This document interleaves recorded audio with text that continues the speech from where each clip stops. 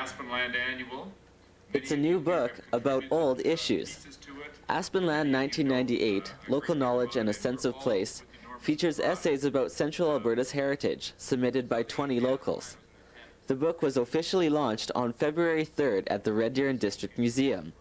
Morris Fluelling is the chairman of the Central Alberta Regional Museums Network, or CARMEN, which is responsible for the creation of the book.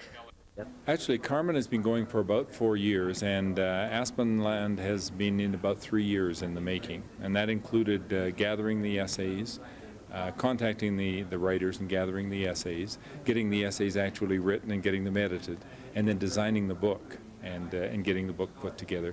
And then the final piece was to get money enough to actually print the book. David Ridley is also a member of CARMEN. He contributed to the book Aspenland 1998 and was also an editor.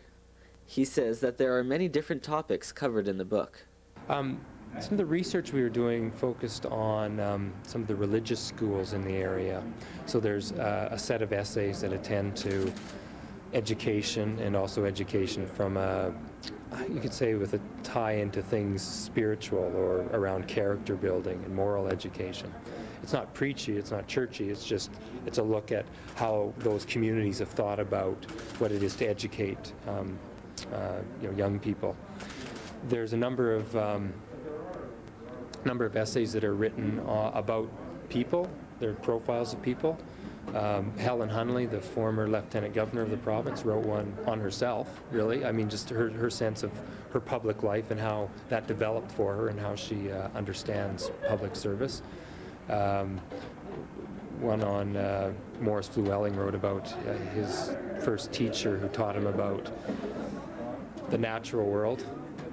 So there's a number of profiles. And then there's also some essays that there's one on Jewish settlement in this part of the world, one on the legal history of Red Deer in the early part of this century. So those are more variety. So there's quite a hodgepodge. Robin Hunter is from Central Alberta. He's not a professional historian, but he still had a story to tell in Aspenland 1998.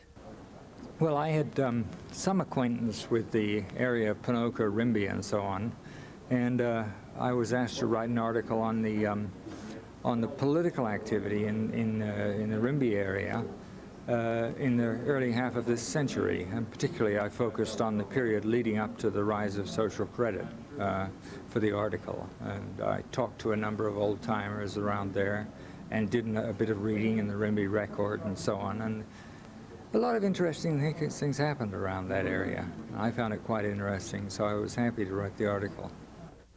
So why the name Aspenland?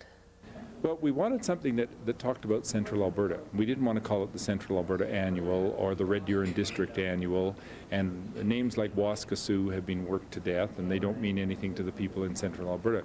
And when we talk about Central Alberta, we're going up to as far north as Millet and as far south as Olds and Didsbury, and out to Rocky Mountain House and Stettler and so on. So you had to have something that related to those people, and so the Aspen Parkland is something that they know, and Aspenland seemed to be a beautiful rendition of that. The Central Alberta Historical Society is giving copies of Aspenland to 60 local libraries, but if you want your own copy, you can get it at the Red Deer and District Museum for $12.95.